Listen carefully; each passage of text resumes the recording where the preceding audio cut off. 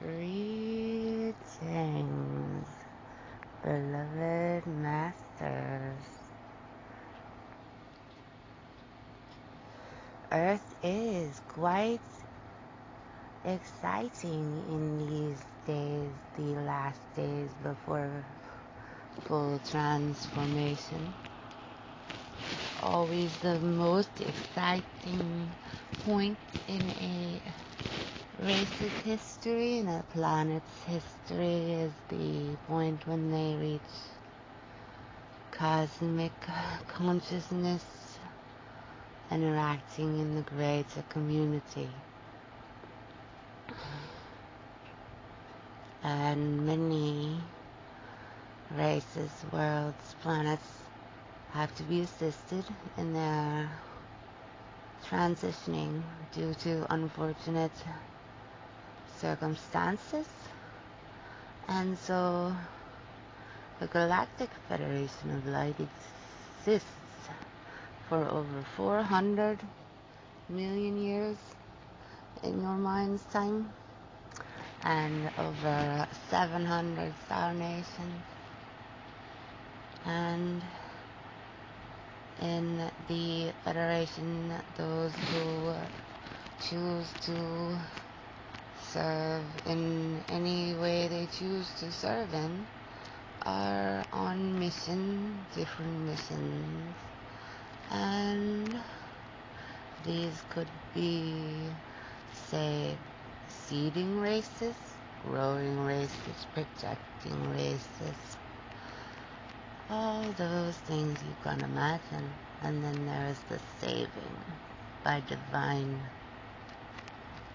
order, going to the world that needs assisted and incarnating into the sentient species that are on the planet, and covertly assisting in the transformation, assimilation, infiltration, and penetration of whatever system may be holding those beings in a less than sovereign and fully,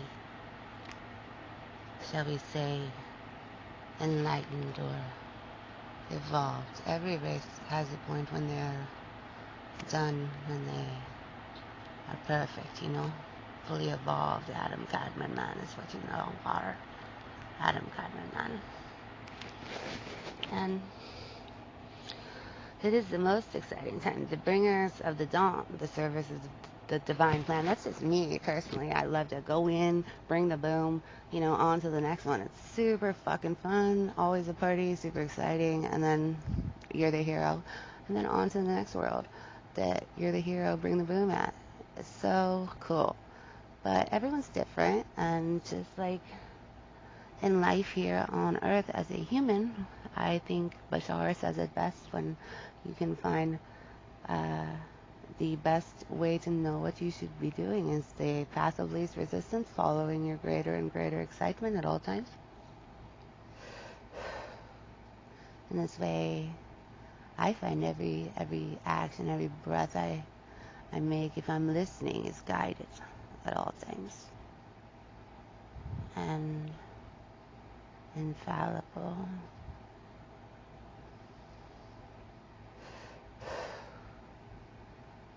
There is much to perception in the relation to reality. One's perception and one's reality is very malleable, different on a being-to-being basis, coming from many different worlds, many different realities, many different dimensions, and densities. We all work together and for the same goal. Now, not all are humanoid in the shaped like star, head, arms, 2 arms, 2 feet type stuff. Not all are beings that have form. Not all are beings that there's beings that you are familiar with now, like the ones on the cover of Chameleon, the Greys, those beings that you've all seen, and even the other ones in the other movies, those beings are quite uncomfortable. The beings that are my primary being, my master operator body, so that body is interfacing with my semi-biological ship in order to remotely operate this human body, and we look pretty freaky to those aliens that you know about already. So let us all keep in mind looks are not important, and what I find in all my human Earth interactions with spaceships or UFOs or extraterrestrial beings, it's never been like a metal nuts and bolts spaceship, nothing like it, never. It's strange, always. And some examples I could give you is my sister and I were on her birthday walking to the store, and I live right next to an abandoned amusement park, and I was on the side of the amusement park and she was on the side of the gas station, and these two giant red glowing balls came one on top of each of us, directly above each of us, and the size changed drastically to gigantic. And then in the videos I got of it, they're very small, strange, and I was yelling across the street to her. I'm like, Darcy, look at it, fuck you, look at it. And she's like, you told me not to, because I told her before that if you see like a star that's kind of like skipping like a stone or behaving strangely, then look away, because you could lose your whole weekend. And I've had it be like a point of light in the room, or many times it's just like an electrical sound. I've had, yes, my head on the pillow, it sounded like a zipper or beeping. I've had that. One time falling asleep, I just said blocked, and I'm thinking, what was blocked, or who was blocked and from what? And then a very major point in my life was when I just read the book Tuala Ashtar. It's when they're prepping you for being on the spaceship for like 18 days, and you'll be briefed and learn about everything. I think it's Evacuation Earth by Tuala. And I just read that and knew that they'd be coming to potentially give me that briefing 18 days on the spaceship where I'd learn everything and really get comfortable with physically interacting with them, so to say. And then I see a gigantic bright light coming down above me with several slightly less large lights behind it, all moving in formation. And so I panicked and called the police, and they basically were like, yeah, sure, we'll come check it out, but they never did. And then I called the Aurora Astronomical Society and asked if there was something that might be in the sky, and they said that maybe some space junk would be coming down. And I said, well, go outside and look up. Where are you at right now? And he said Streetsboro, which is a town beside Aurora. So I thought that was strange that he would be the society. And then I was, while calling those two places, walking to try and lure the lights away from my home and family, and then walked to the gas station. And then still coming down, I got back to my house, and I was just about to call NASA when 2 hours later, I was on my bed in the same position, still sitting down, and I had various items all across my bed that were undisturbed.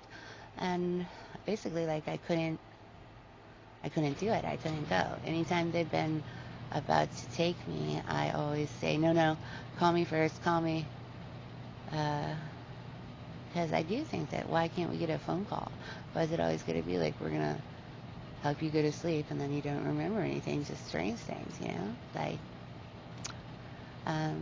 I've had several, what I'm assuming is screen memory overlays, where a white wolf looked out from the forest line at me and my sisters, and then not so long ago, within this last year, when I was waking up, I remember saying, now take me home before you turn into a wolf. And it's pretty cool, but I do want to know. I would love to know, and I know I do know, and on so many levels there are so many things. Another time I was falling asleep and my friend was there and I was thinking that something black beside me was trying to get me to go to sleep. And I said, no, I'm not going to fall asleep. And he woke me up. He said, you're already sleeping. And later in life, I feel like that was me potentially trying to get myself to fall asleep to make some adjustments on this body or whatever. You know? As far as learning and knowing about being on a ship remotely operating my body, you know, I just noticed an aggressive alien presence above me at all times. There'd be a star following me, or a cloud during the day, and you could hear it and feel it, and thought it was an aggressive alien presence. And then one day when it was above me, it said, you're here, wake up. And that revelation became greater and greater, you know. And in what levels? On some other levels, I am part with Mira, you know. Mira from the Pleiadian High Council, that means mirror. Look into the mirror. Those who are using mirrors as windows, they know what I mean.